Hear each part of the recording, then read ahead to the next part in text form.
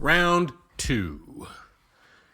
What we want to talk about in this little video is the basics of trade, a little history, a little geography, a little life. We'll get more detailed in trade later, but we want in our minds to think about some things that are important.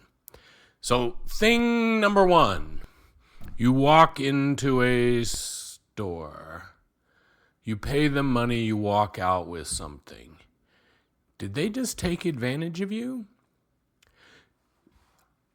In economics, from maybe 1100-ish up through the 1700s, the dominant theory of how the economy worked internationally was called mercantilism. The mercantilists believed, they didn't call themselves that, by the way, we call themselves that. They believed that when you traded with someone, you lost. If you got stuff, whoever got the money won, whoever got the stuff lost. So according to them, when you go into Subway and you pay $5 to get a sandwich, Subway just whooped you. They gained because they got $5, you lost because you ended up with a sandwich. The most prominent mercantilist person is a man named Thomas Munn, who was one of the directors of the East India Tea Company, one of the largest companies in the world. And he said that trade is a form of war. He said that trade, not guns, trade is the terror of our enemies and the sinews of war.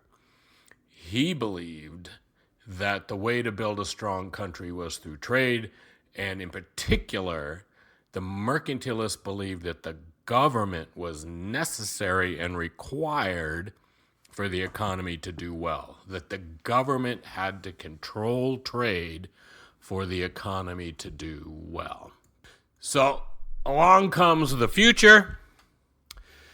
We have colonies. The United States, as a colony of England, is exploited by England as a way to help make England richer. All of the European countries get rich at the expense of their colonies in Africa and in North and South America, Asia. So the big thinker we need to talk about is a man named Adam Smith. Adam Smith publishes a book in 1776. It's based on the philosophy of John Locke. That philosophy says that we as individuals have rights, not that the king gives us rights, but that God gives each individual rights, and that the king is the king at the whim of the people. Adam Smith, Thomas Jefferson, and the Declaration of Independence, we hold these truths to be self-evident, that all men, and yes, they meant white male property owners, but ignoring that for now, all men are created equal, that they are endowed by their Creator with certain unalienable rights, that among these are life, liberty, and the pursuit of happiness. That was originally life, liberty, and property in John Locke, but close enough. Governments are created among men. The government is created to protect and serve us, not the other way around. Okay, so Adam Smith, the same year that the Declaration of Independence is published, Adam Smith publishes a book which we call The Wealth of Nations. It actually has a much longer title. And in that, Adam Smith goes through and talks about how markets are the key to the economy working right, how individual choice, how us working together, buyers and sellers, each pursuing their own self-interest and doing what's right for them, is going to do way better than the government trying to tell us how it is that we should live our lives. Adam Smith tells us what's necessary for markets to work right. And what that is maybe 3 things in general. One is there has to be competition. There have to be lots of buyers and lots of sellers. If you're going to go buy something, you have to actually have choice. If the business is going to sell something, they have to have lots of customers who want to buy their product. 2, there has to be good information. The consumers have to know what it is that the buyers are really selling. The buyers have to know what it is that the consumers want. They have to kind of know each other. As soon as one side doesn't know what the other side is doing, then there's room for shenanigans. And then lastly, there has to be this freedom of choice. Businesses have to be free to produce what they want. They don't have to be told what shoe it is that they need to produce. They figure it out, and if they figure it out wrong, they take the consequences. You as a consumer have choice of what you buy. Businesses get to choose what it is that they're going to sell. And that's how markets work. Competition. Adam Smith referred to competition as the invisible hand, that there's within the market, there's this invisible hand that makes it do the right thing. And that invisible hand is this competition among buyers and sellers to do right. Lots of buyers, lots of sellers, lots of competition and interaction, all with good knowledge of what's going on in the marketplace. So the mercantilists again believe that all trades have winners and losers. And because trades have winners and losers, the government should be involved in trade and control it so that we win and they, whoever they is, lose. Adam Smith says, now wait a second. We don't do these things because someone makes us. We don't take our $5, and of course, there weren't Subways back then, but ignore that. We don't take our $5 to Subway and buy lunch because we think Subway's ripping us off. We trade Subway $5 for that sandwich because we think that sandwich is worth at least $5. We walk out of there thinking we made a good deal and the store thinks they made a good deal. Trades are voluntary. We choose whether or not to buy something. The store chooses whether or not to sell it to us at that price. As long as trades are voluntary, as long as we're free to choose what it is we're going to buy, Adam Smith tells us the trade has to benefit both sides. Otherwise, you wouldn't make it.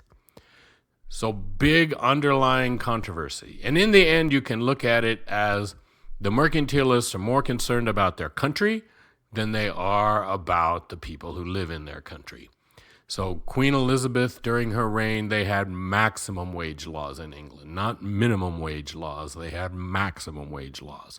There were limits on how much a worker in a factory could get paid. Depending on your occupation, there might be limits on the maximum amount you can get paid. It's all about keeping prices low and being competitive globally. It's about being good to the country, not good to the individual. Adam Smith's theory says what matters in the world is individuals. What matters in the world is us as an individual, our rights, our way of living. We should get to choose, and the way we get to choose is through free trade. Okay? So Adam Smith and one of his followers, David Ricardo, and they didn't meet. Adam Smith was dead before Ricardo really became an economist. Ricardo was actually a stockbroker, but it wrote a first really economics textbook kind of thing. They figure out how it is that you gain. If everybody benefits from trade, how do we gain as individuals? And the answer to that question is we have to specialize. We specialize in something that we're really good at and then trade as much as we can with other people. Mercantilism says you have to make everything inside your country because you're not going to trade.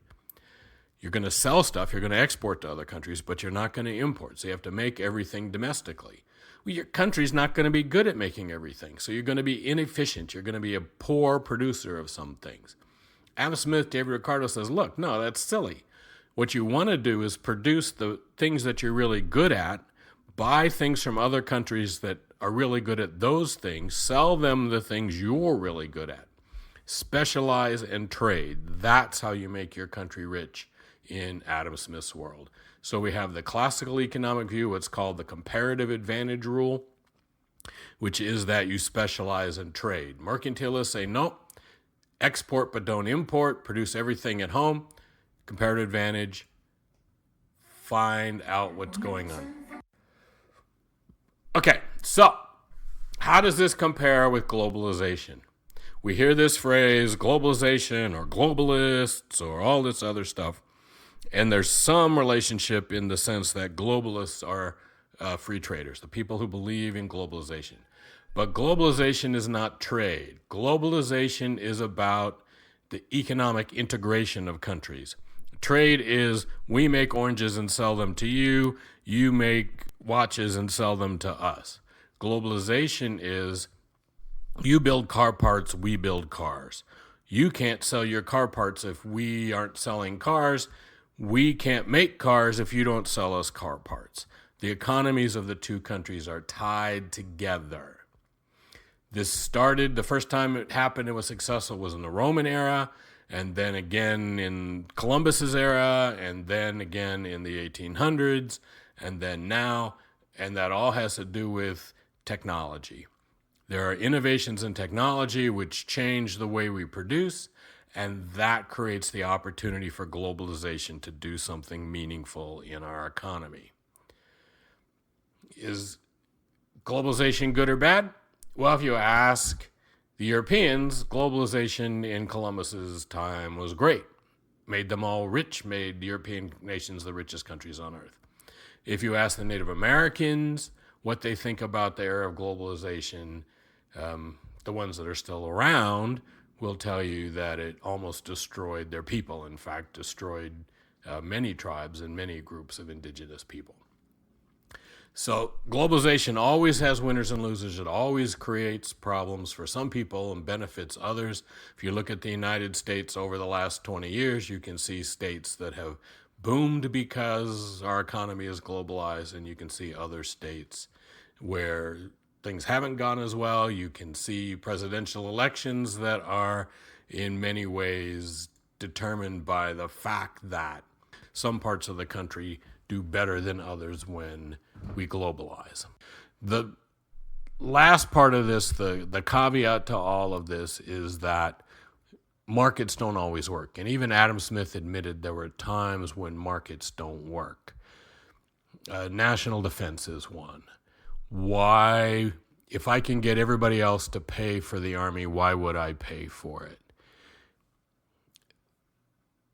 There are some things, according to Adam Smith, which are national defense and a police and court system, that the government has to provide, that the market can't provide and do it effectively.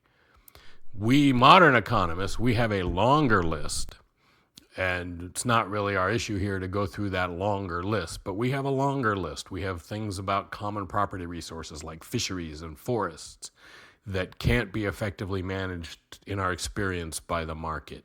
We have times when people don't have the right information, what we call asymmetric information, where the buyer knows something that the seller doesn't. Used cars. The used car market doesn't really work right. It's helpful for the government to come in and require warranties or pass lemon laws, do things to protect the consumer.